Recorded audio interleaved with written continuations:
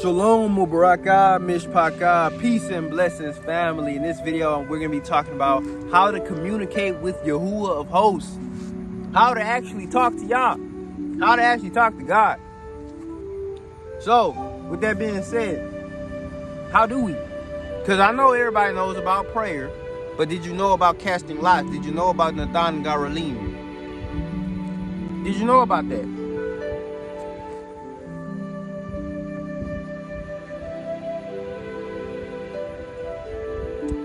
I'm going to show you how I get answers from Yah. I'm going to show you how I get answers from Yah. Now, look. Before anybody says, oh, this is witchcraft, this is divination, I'm going to just put it to you like this. If you read scripture, lots of people are casting lots. What is casting lots? Casting lots involves two stones with Hebrew writing on it. This side says la, which means no. This side says kan, which means yes. The same thing with this stone on both sides, right? Basically, what I'm telling you guys is, if there's a serious problem, only for big situations, guys. So, if you want to talk to Yah for real and get actual answers from Yah, all you have to do is pray, ask Yah the question, and then roll these things like some dice. Most of Yasser Alis who know about casting lots, because I'm not the only one who knows about this. There's people who've done this for 10 years now. There's more people in this truth than you can comprehend or even rationalize. But, you know, a few of us have YouTube channels. But most of us don't talk about things like this. But I'm about to, you know what I'm saying? So anyway, most Yasraelim who cast lots, what they do is they would leave only one side blank. I put something on both sides of the stone, but most would leave one side blank. Now, let me tell you the problem with leaving one side blank. The problem is you'll get an answer every time, except for when both sides are blank. What that does is it broadens the chance of you getting a false answer. Now, let me explain something to you. Yah is not going to answer you every time you cast lots. That's one thing you have to understand. If you're unclean, if you've committed sin recently and didn't repent, or simply if Yah doesn't want to answer your question because he just doesn't want to answer your question, he's not going to answer your question. What I did is I put an answer on both sides of both stones. Like, look, I just rolled it, and one side says Khan, and the other side says La. So one side says yes, and one side says no. I'm going to roll it again so you see what I'm talking about. Again, I rolled it again, and one side says Can, the other side says La. I'm going to roll it again. Again, I rolled it again, and they both said opposite. So what I'm telling you is, because I put answers on both sides, it's going to be really hard and really rare for me to get two of the same answer. So then I'll understand that Yah is speaking to me. Yah is answering my question, because it's like a very small chance. Let me explain something to you. Okay, so I have the stones.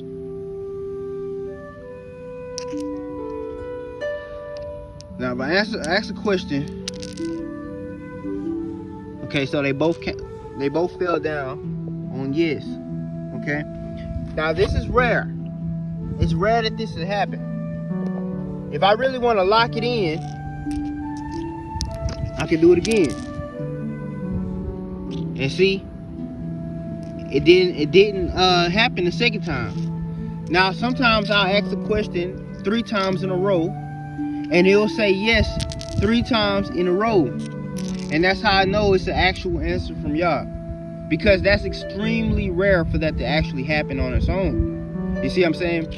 So when you casting lots, it's a big deal with probability, and ask yourself, is this a natural thing that could actually happen? So when you cast lots, basically you ask the question, and if Yahuwah gives you an answer on the first try on both stones, you know that Yahuwah answered your question. If on the first try it says yes on one stone and no on the other stone, Yah is not answering your question. Come again another time, And if you come again another time and it still says yes or no, odds are y'all just not gonna answer that question in general, right? So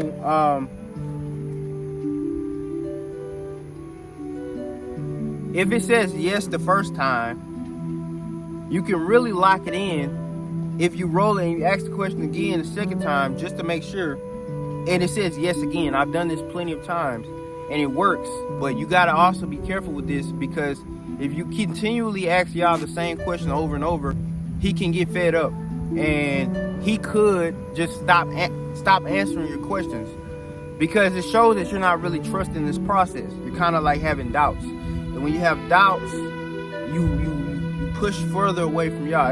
It's more so a really powerful mental thing. You have to be very sure and very confident with what you're doing, because if you don't trust the power of Yah to move these stones, and you don't trust that, you know, if you don't really trust your relationship with Yah, then, you know, it's gonna, you know, Yah's just not gonna be dealing with you at that moment, at least. So yeah, you have to basically you really have to trust Yah.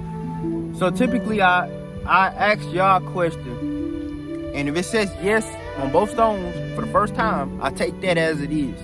Take it as it is. I don't keep doing it over and over and over and over and over. However, if it says yes on one stone and no on one stone, I don't ask that question again until another time, right? Because y'all's not answering that question. Now, here's the thing. You should only cast lots if the situation is very, very important.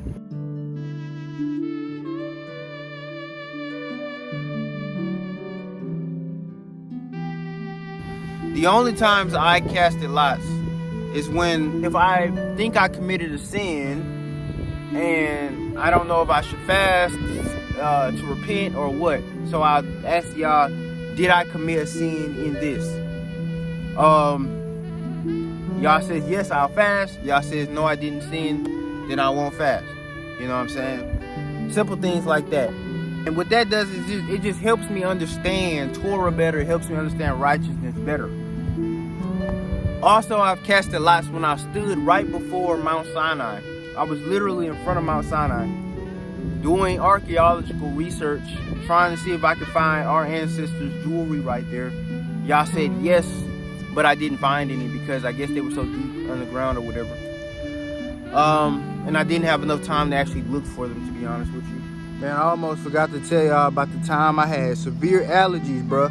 So I had severe allergies for about a month. See, what happened was I think I inhaled some type of herbal powder because I'm a herbalist. That's what I do. And my body didn't know how to react to it. So I had extreme inflammation in the lining of my sinuses to the point where my eyes were bloodshot red. The inside of my nose was burning. Then it just clogged and I could not breathe out of my nose. I was rubbing my eyes so much the muscles in my eye relaxed and my eye was looking like this. I couldn't make no videos while I was showing my face during this time. I had to upload straight old videos. My throat was itching, burning. The roof of my mouth burning. My teeth was hurting. It was so weird. My whole palate was burning. My sinuses was filled up. Everything was just itching, burning, and scratching in my face. It was horrible. It was a horrible experience, and this lasted for about a month, bro. A month.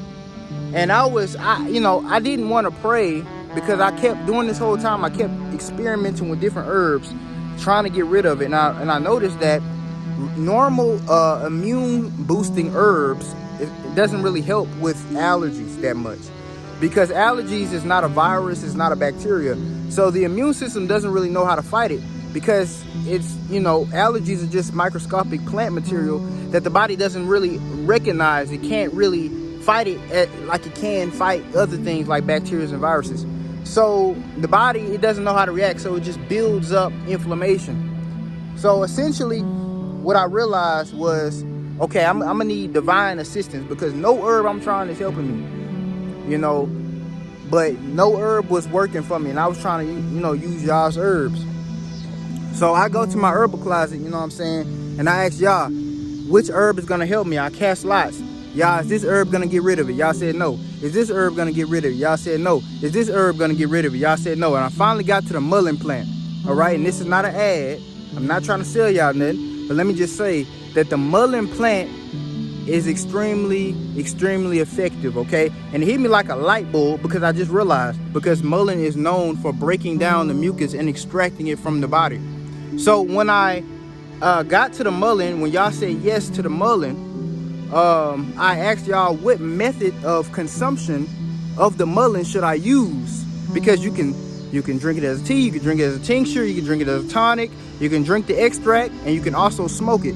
And I asked y'all all those, all those methods. Y'all said no to all of them except for smoking it.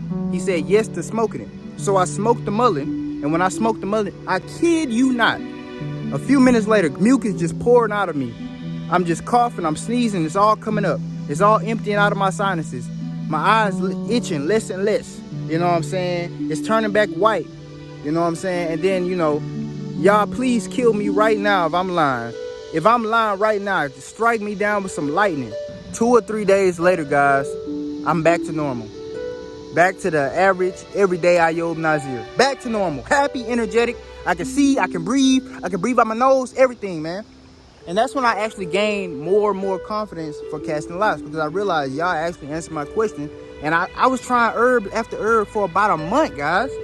And this was the first thing that worked. And this was what the lot said. Now I have concrete evidence in my mind that this is real. And another time I casted lots, to be honest, I don't want to hide anything from my YouTube. I'm not gonna be no fake guy around here. I was having some problems with my wife, and I wanted to divorce her. I'm just gonna be honest with you. It is what it is. And I cast the lots about it, and y'all said no, absolutely not, basically, over and over, because I kept on using different variations of the question, and y'all kept saying no.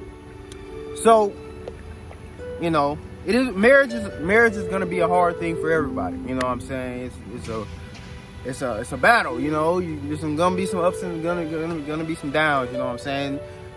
Wisdom comes from marriage. Marriage is one of the most important things you got to do in life if you want to get wisdom, because it shows you how to fix problems. You're gonna have some serious problems in every marriage. And what that does, it just activates the problem-solving spot of your brain. That's why Solomon was so wise. All those wives that he had, think about all the problems he had to deal with all the time. He had to figure out how to fix those problems. Think about all the women that were just constantly fighting. He had to de-escalate those situations.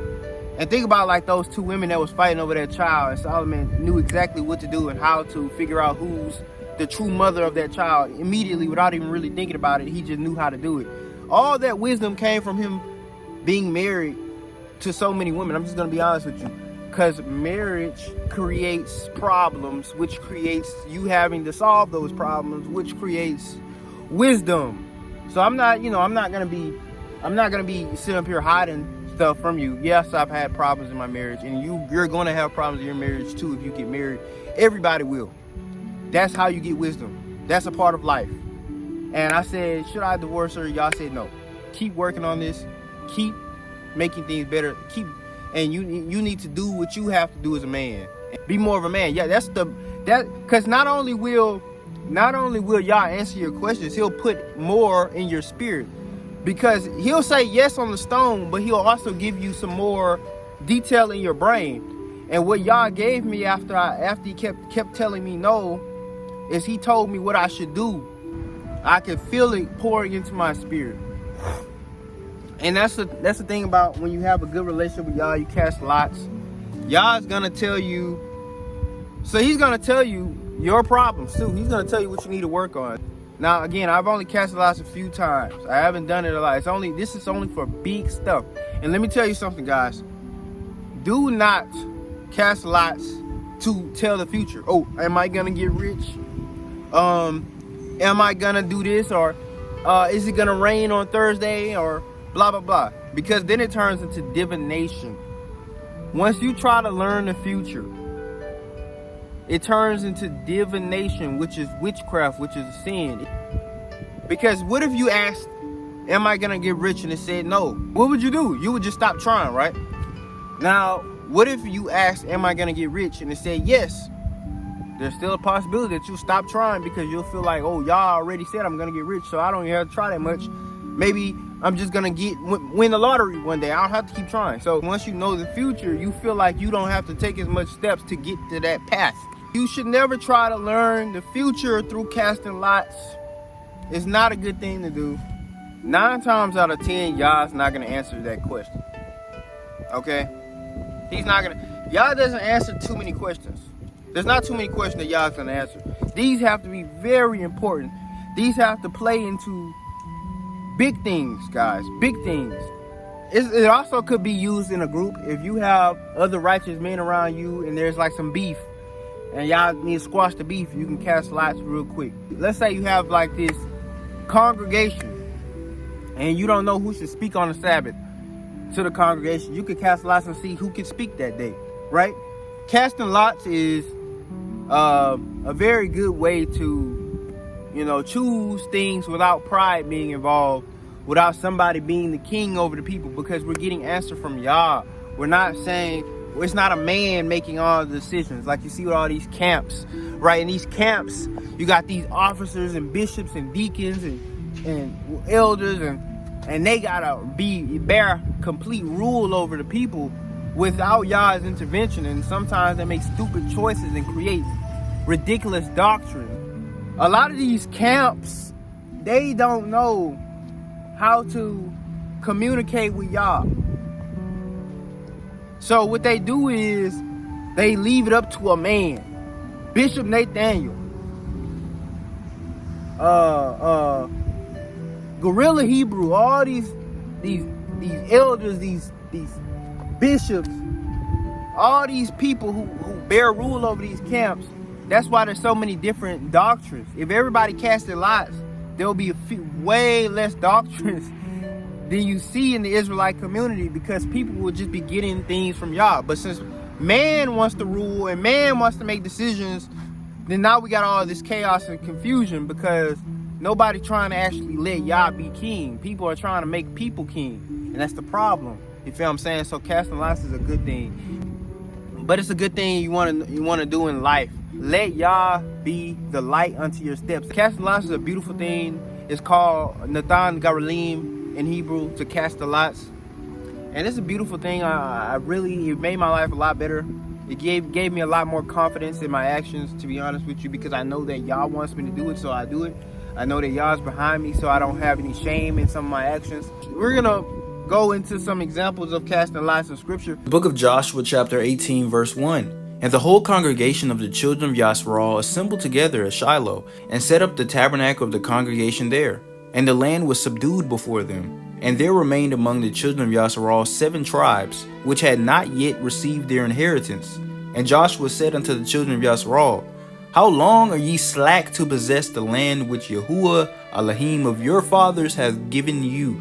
So this is Joshua speaking, guys. Give out from among you 3 men for each tribe, and I will send them, and they shall rise and go through the land and describe it according to the inheritance of them. And they shall come again to me, and they shall divide it into 7 parts. Judah shall abide in their coast on the south, and the house of Joseph shall abide in their coast on the north. Ye shall therefore describe the land into 7 parts, and bring the description hither to me, that I may cast lots for you here before Yahuwah Elohim. But the Levites have no part among you, for the priesthood of Yahuwah is their inheritance. And Gad and Reuben and half the tribe of Manasseh have received their inheritance beyond Jordan on the east, which Moses the servant of Yahuwah gave them. And the men arose and went their way, and Joshua charged them that went to describe the land, saying, Go and walk through the land and describe it, and come again to me, that I may here cast lots for you before Yahuwah in Shiloh. And the men went and passed through the land and described it by cities into 7 parts in a book, and came again to Joshua to the host at Shiloh. And Joshua casted lots for them in Shiloh before Yahuwah. And there Joshua divided the land unto the children of Yasharal according to their divisions. So that's how the 12 tribe territories, well, 7 of the 12 tribe territories got inherited by the children of Israel in their respective locations. Okay, so what they would do is they went to those specific parts of the Holy Land, describe those parts, and what would happen is they would cast lots for every location. Basically, like, does the tribe of Dan get this location? does the tribe of Ephraim get this location? They will talk about the sea coast, and they'll say, okay, the sea coast. Should the tribe of Simeon dwell in the sea coast? No. Okay. Should the tribe of Dan dwell in the sea coast? No. Okay. Should the tribe of Naphtali dwell in the sea coast? No. Okay. Should the tribe of Asher dwell in the sea coast? Yes. Okay. So the tribe of Asher gets the sea coast, and they would continue to do that until they mapped out the entire border of the land. That's how it happened.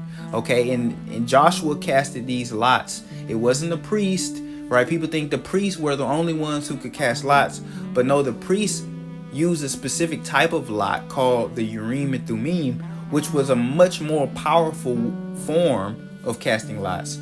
The Urim and Thummim was basically extremely supernatural because the Urim itself would glow with light if the answer is yes. So basically, this was used only in life or death situations. The Urim and Thummim's purpose was to cast judgment, to bear the judgment of the children of Israel. So basically, if somebody had to be put to death, they would use the Urim and Thummim to determine should this person be put to death or should this person be spared.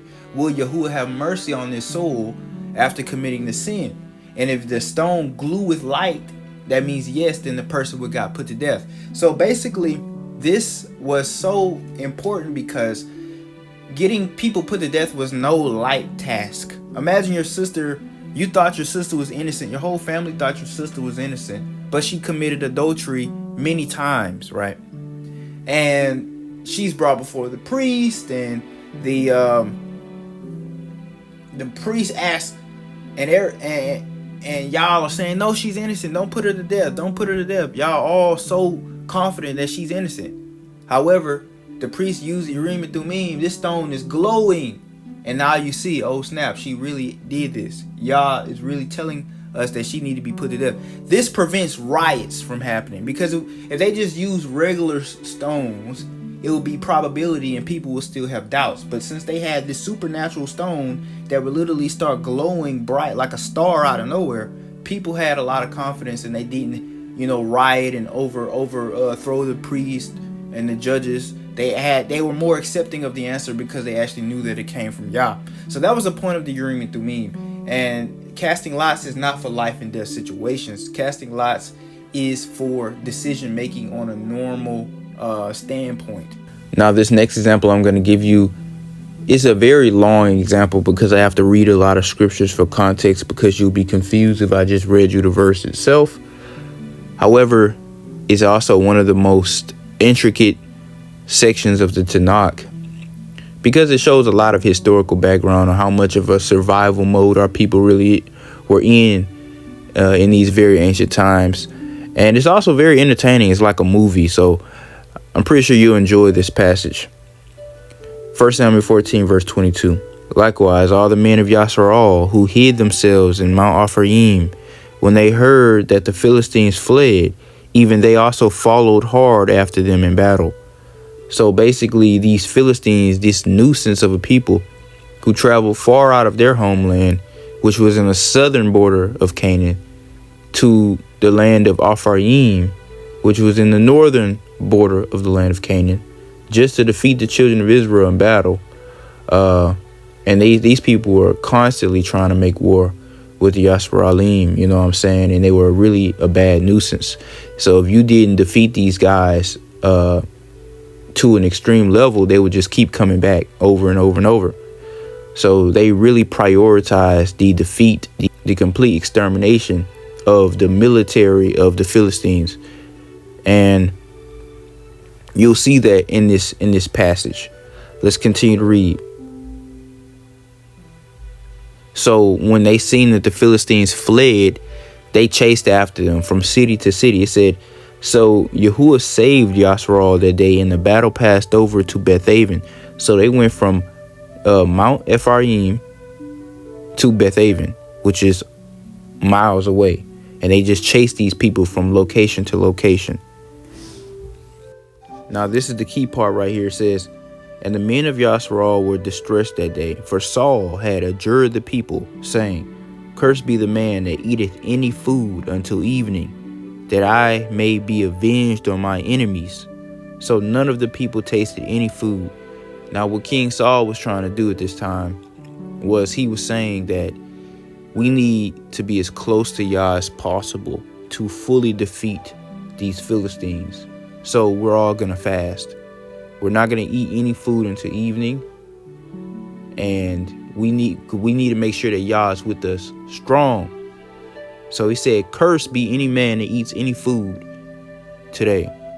And when they curse somebody in ancient time, they curse people in the name of Yahuwah. So the curse would actually come to pass.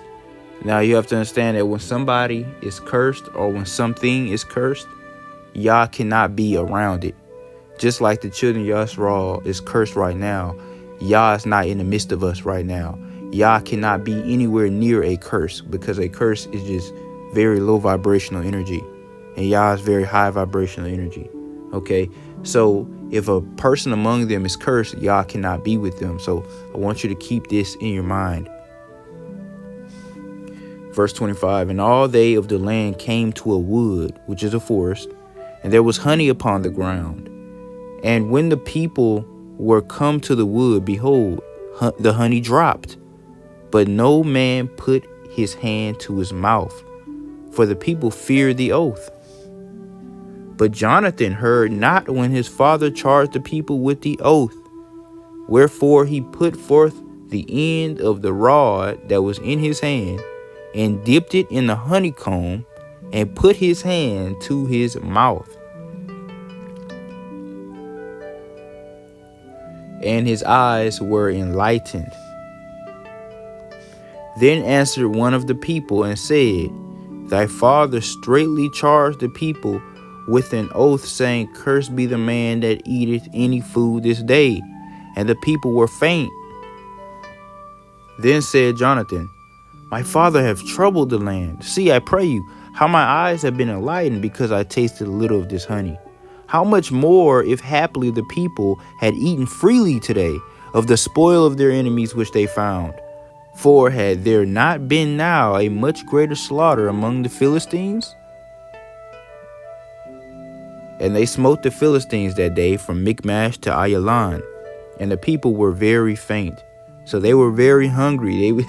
That whole day they was running, chasing these guys, shooting them with arrows, spears, and they was just running all day, no food, right? Saul said, look, we got to defeat these people. We got to be close to Yah. So we fasting. And nobody eat nothing. Whoever eats something is going to be cursed. Now, I want you to pay attention. Now, this is the next day. Okay, so it's over, right? They're allowed to eat. They're allowed to eat now, okay? So this is the next day. It says, and the people flew upon the spoil and took sheep and oxen and calves and slew them on the ground. And the people did eat them with the blood. So they were so hungry that they ate them with the blood. They didn't cook it. They didn't do none of that. They like lions, right? You got to understand, this was ancient times, right? I want y'all to understand, this text shows how much of a survival mode our people was in at this time. That's why it's so intriguing to read it.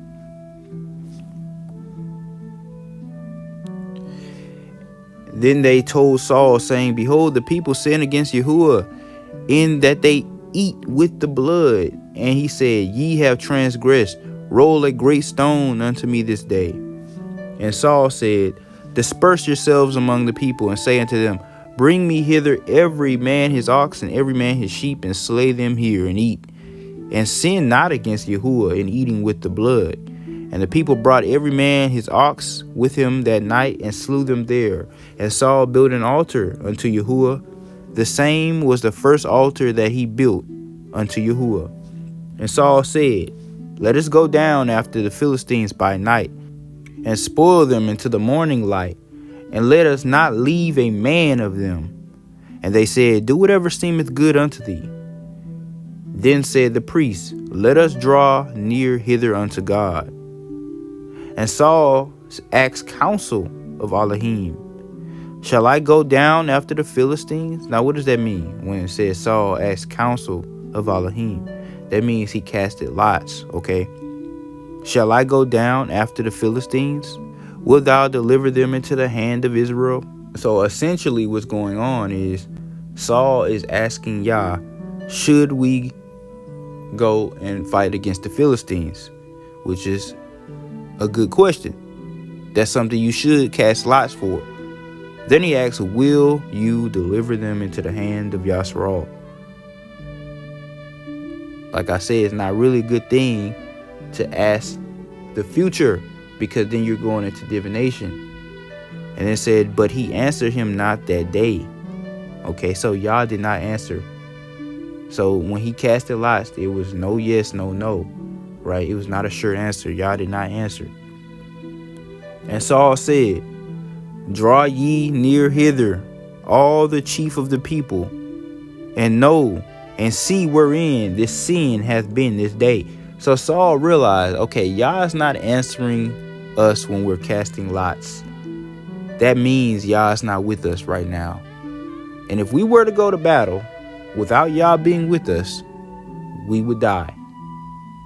Not only will we die, the Philistines will take our wives and our children captive. They took this stuff very seriously. So they said, okay, Yah is not answering us by lot. So Yah's not with us, which means we can't fight against these Philistines. Somebody among us is sinning. Somebody among us is sinning, or somebody among us is cursed. So whoever that is, they gotta go. They gotta die, because they holding us back. They are keeping us from being able to defeat our enemies in war. Now, of course, obviously, their sin was the fact that they just ate meat with the blood, right? But Saul just offered a burnt offering so that Yahuwah will forgive them for that. So Saul is thinking there must be something else that we didn't repent for that's causing Yah to not be with us right now. So this is the mindset that they have. This is the whole thought process. And then this is what Saul says. For as Yahuwah liveth, which saveth Yasharal, though it be in Jonathan my son, he shall surely die. So Saul is saying, whoever sinned, even if it's my own son Jonathan, he's gonna die. But there was not a man among all the people that did answer him. And he said unto all Yasharal, be on one side, and I and Jonathan my son will be on the other side. And all the people said unto Saul, do what seemeth good unto thee. Now Saul was like, okay, I'm going to separate me and my son from all the other people in the army. Now the reason why he separated him and his son away from all the other people in the army is because the first thing first, he wanted to make sure it wasn't his son, or it wasn't himself who was committing sin. He wanted to knock that out of the park first. Because, of course, those were the two people he cared about the most, himself and his son. So he separated himself and his son away from the whole other people in the army. Verse 41. Therefore Saul said unto Yahuwah, Elohim of Israel, give a perfect lot. And Saul and Jonathan were taken, but the people escaped. That means he casted lots again to see where the sin was. And it said Saul and Jonathan were taken and the people escaped, which means that the sin was on the side of Saul and Jonathan, not in any of the other people in the army, okay? But it's really peculiar that Yah answered this time. You know what I'm saying? That's what I noticed. I cast lots one time before, and Yah didn't answer me at first. And I kept begging him about, answer this one thing. Because I knew that he was angry. He was upset with me about something. And I asked, are you upset with me? He answered it that time. Like, he wasn't going to give me no advice, but he was going to let me know, hey, yeah, I'm upset with you. Yeah, you sin. You see what I'm saying?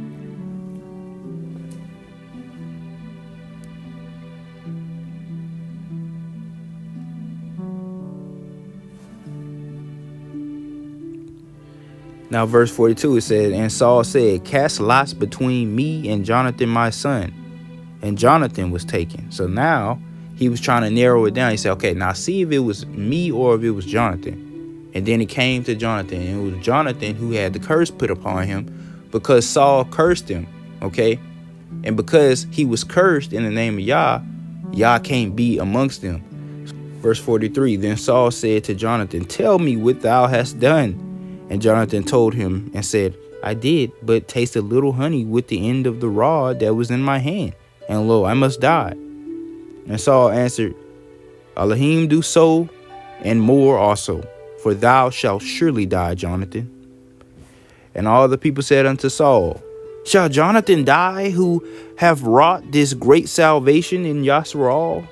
Elohim forbid. As Yahuwah liveth, there shall not one hair of his head fall unto the ground, for he hath wrought with Elohim this day. And all the people rescued Jonathan, that he died not. So here's the thing. Yes, a curse was put upon Jonathan, but he didn't have to die. That was Saul's idea. The reason why Saul wanted whoever had this curse put upon him to die was because he knew that they would hold him back in war. But what Saul didn't realize is the curse didn't wear off, because if we continue to read chapter by chapter, we would then find that Jonathan ended up dying in war. Okay, Jonathan did end up getting killed in war. So the curse did fall upon Jonathan. That's why I say you gotta be very careful who you curse and how you speak, because this stuff is not a game. Okay, it's not. 1 Chronicles 25 verse 1. Moreover, David and the captains of the host separated to the service of the sons of Asaph and Heman and Jeduthun, who should prophesy with harps, with their psalteries, and with cymbals. And the number of the workmen according to their service was, basically, let me just say, this is the book of Chronicles. It's just chronicling a lot of things. And this is talking about David and how he had a whole bunch of people with him who would sing and give praises to Yahuwah with instruments. People who also would prophesy before the people while these instruments were playing. But these people had to be selected. It wasn't just no random people. There was a lot of people who had musical abilities, right? And they would have to be selected amongst them, okay? And how did they get selected? If we read starting at verse 2, it gives everybody who basically, I guess you can say, ran for these specific jobs. But verse 7, it says, so the number of them with their brethren that were instructed in the songs of Yahuwah, even all there were cunning, was 268. That's 268 people, okay? And they cast lots, ward against ward. Ward means basically the people who will be elected, to, the groups of people. Somebody out of these wards will be elected, okay? So it says, and they cast lots, ward against ward, as well as the small as the great, the teacher as the scholar. So then the lots came down to it. And if you see, 24 people were selected out of that 268 total people. They had to select out of these 368 people. How are they going to do that? If they're all talented, we got 368 people who know the songs of Yahuwah. They're all talented in instruments, but we can't have this many people playing. We only need 28 people. So what are we going to do? They casted lots. They elected people, right? Now, in the very next chapter, 1 Chronicles 26, starting at verse 12, the context is, this is the 40th year of the reign of David. David is literally on his deathbed about to die, and they know that the house of Yahuwah needs to be built. His son Solomon is 20 years old, and he's going to take on the task of building the house of Yahuwah. So now they need to know who is going to minister in the house of Yahuwah. So what do? They cast lots, okay? It says, among these were the divisions of the porters, even among the chief men, having wards one against another to minister in the house of Yahuwah. And they cast lots. as well as the small as the great, according to the house of their fathers, for every gate. So, and then we can keep reading. Basically, people who were selected, they got one specific part of the temple that would be built, right? So, yeah, they casted lots for a lot of different situations. Nehemiah chapter 10, verse 34. And we cast lots among the priests, the Levites, and the people for the wood offering to bring it into the house of our Elohim, after the houses of our fathers, at times appointed year by year, to burn upon the altar of Yahuwah our Elohim, as it is written in the law. So they had to figure out which specific Levite was going to make these offerings, right? Which specific Levite was going to bring the wood into the house, right? So, it was very specific. They had to make sure they wanted Yah to pick all the little meticulous details of these things.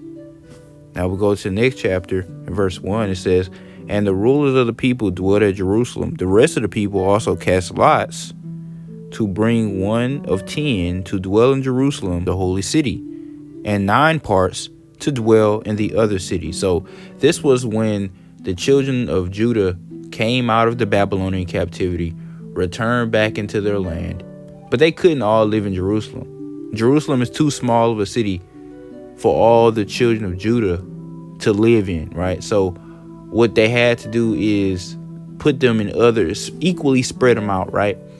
Because all the Judites could not inhabit Jerusalem. There was multiple cities in Judah for that reason, right? So with that being said, only a select few could live in Jerusalem, right? 1 out of 10 of them could live in Jerusalem. So they had to cast lots to see which families out of them would inhabit Jerusalem and which families out of them would have to go to other cities. Now, in the book of Nehemiah, the reason why they was casting lots for all these specific things is because of Proverbs 16, verse 33. It says, the lot is cast into the lap, but the whole disposing thereof is of Yahuwah. Now, the word disposing in this verse, the Hebrew word for it is mishpat, which means judgment. So it's saying the whole judgment thereof is of Yahuwah. So when you cast lots, the judgment becomes Yahuwah's judgment.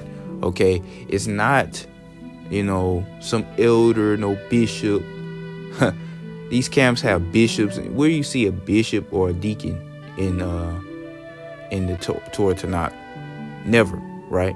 Anyway, so when you have these people who are trying to make certain decisions, they went to Yah.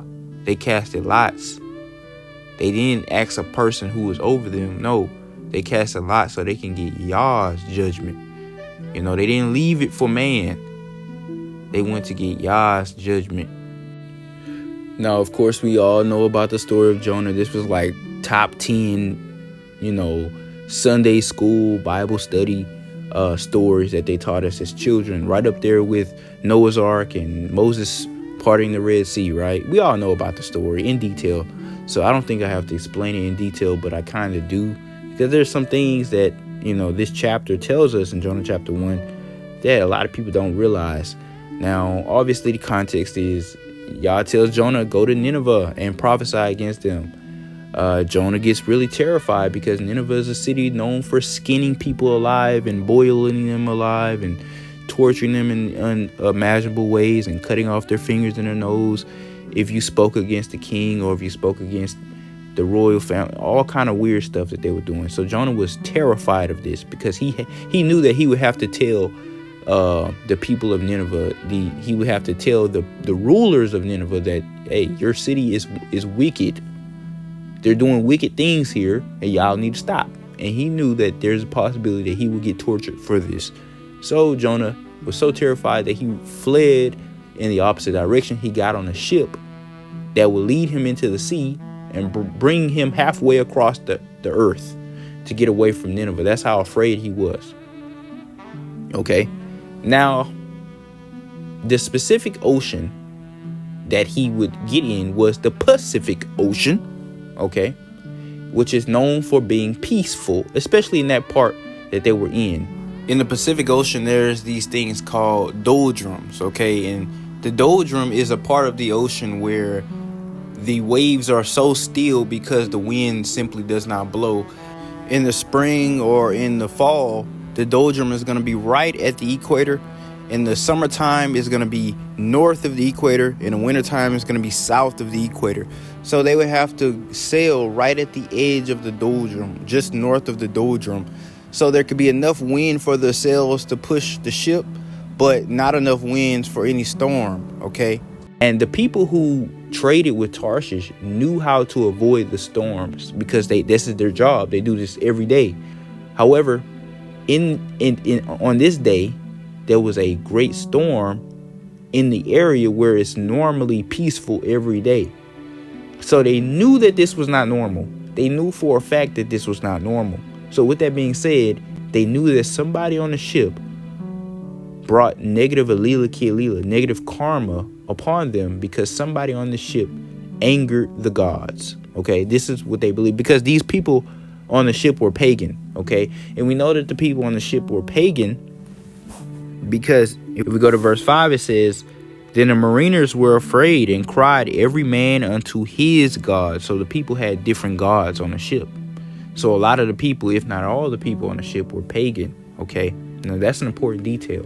That's an important detail. In verse 6 it says, "And the shipmaster said unto him," Jonah, "and said unto him, What meanest thou, O sleeper? Arise, call upon thy God, if so be that God will think upon us that we perish not. And they said everyone to his fellow, Come and let us cast lots." So even the pagans knew about casting lots. It wasn't just the children of Israel.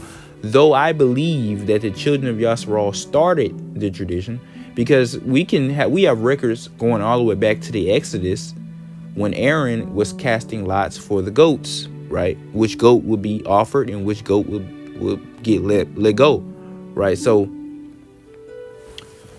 all the way back during the Exodus, we were casting lots. So people started casting lots in scripture after us. So I think we started it and they started copying us, but just adding their gods in it. You know what I'm saying? So they casted lots. These pagans, they probably weren't even Israelites by blood. They were probably Philistines and Canaanites, right? On this ship trading with Tarshish. And they were casting lots. And they were casting lots in the names of their gods, right? And the lot still came back with a positive answer. And it came back that Jonah was the one who caused this evil upon them. That's why you should not sin. Because when you sin and once you do wickedness, not only do you negatively impact yourself, but you have like this cloud of negative energy around you. And everywhere you go, people around you are going to suffer. That's the same thing we seen with, if you go back into the book of Joshua, there was Achan. He did something. He had an accursed garment because he disobeyed the voice of Yahuwah. And he stole it from Jericho. And because of that, the entire army suffered in the next battle because of his sin. Because Yah was away from him. And because Yah was away from him, Yah was away from the entire army of Israel. Same thing with when Yah was not listening to the lot that was cast by the priest alongside Saul. Because Jonathan had a curse on him. Yah is not going to be with you at that time. And everybody would have suffered if they were to go to battle. They would have lost. See what I'm saying? So sins and curses not only affect you, but the people around you. That's why it's like, how is that happening to them? Because our curses can rub off on them. Energy spreads. You know what I'm saying? Anyway, it says, so they cast lots and a lot fell upon Jonah. So the point I'm trying to make here is, if these pagans can cast lots and get an answer from Yah, they didn't get it from those other gods, they got it from Yah. What makes you think that you're not allowed to cast lots? They weren't in the Holy Land. They were in the middle of the Pacific Ocean. You might be thinking, we can't cast lots in captivity. Again, these people were in the middle of the Pacific Ocean. Or you might say, we can't cast lots if we're not a priest. These people were not priests. Now, I am surprised, though, that Yah did answer them by lot, knowing that they were pagans worshiping other gods. You know what I'm saying? But I think he did that because it needed to be known. Sometimes Yah will answer your lot if you, even if you sinned, because it really needs to be known. You know what I'm saying? It really needs to be known. Like, he wants you to know it.